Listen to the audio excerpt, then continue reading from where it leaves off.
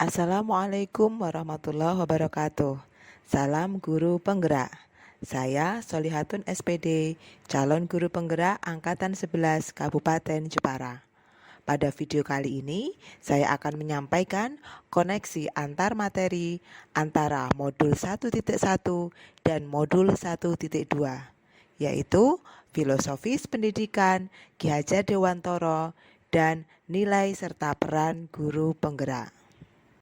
Untuk menjabarkan hasil pembelajaran saya menggunakan model refleksi 4P, yakni peristiwa, perasaan, pembelajaran, serta penerapan.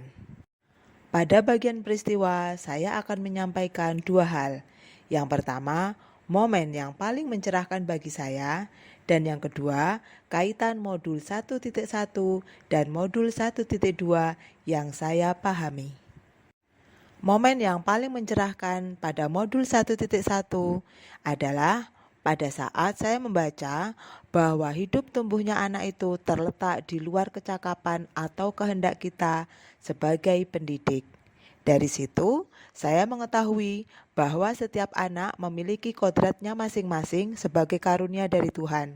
Tugas kita sebagai pendidik hanya menuntun mereka agar dapat selamat dan bahagia menjalani kodratnya, bukan menjadikan mereka sesuatu yang mungkin berada di luar kodrat mereka.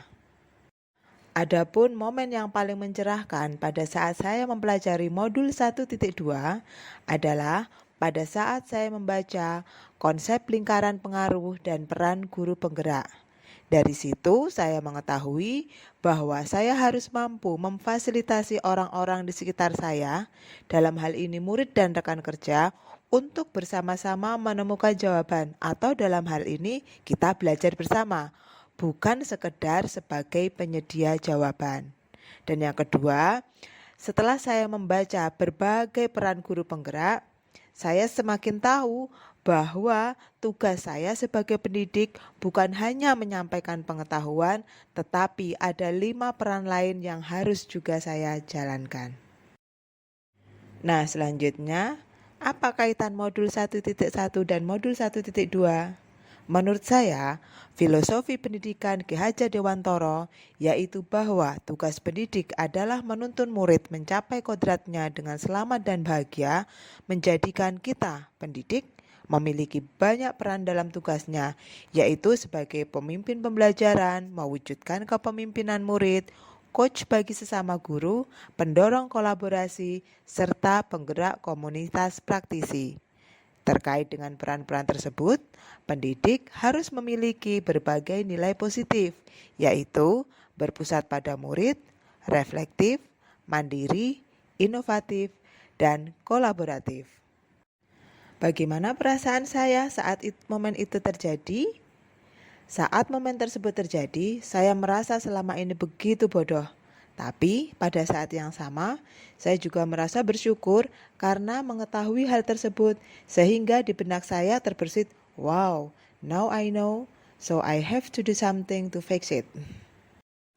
Pembelajaran yang saya peroleh setelah mempelajari modul 1.1 dan modul 1.2 adalah, sebelum momen tersebut terjadi, saya berpikir bahwa jika murid saya memperoleh nilai buruk di mata pelajaran yang saya ampu, hal itu berarti saya telah gagal sebagai guru. Namun, sekarang saya berpikir bahwa setiap anak memiliki bakatnya masing-masing. Mungkin dia gagal di mata pelajaran saya, tetapi saya yakin dia pasti unggul di bidang lain. Bukankah kita tidak bisa memaksa seekor monyet dapat berenang layaknya ikan? Sebagai bagian akhir dari kegiatan refleksi yang saya lakukan, untuk penerapannya, apa pengembangan diri yang sederhana, konkret, dan rutin yang saya dapat lakukan sendiri dari sekarang untuk membantu menguatkan nilai-nilai dan peran saya sebagai guru penggerak? Yang pertama, dalam proses pembelajaran, saya akan memulainya dengan memahami kompetensi awal melalui asesmen diagnostik di awal materi pelajaran, serta melakukan refleksi di setiap akhir pertemuan.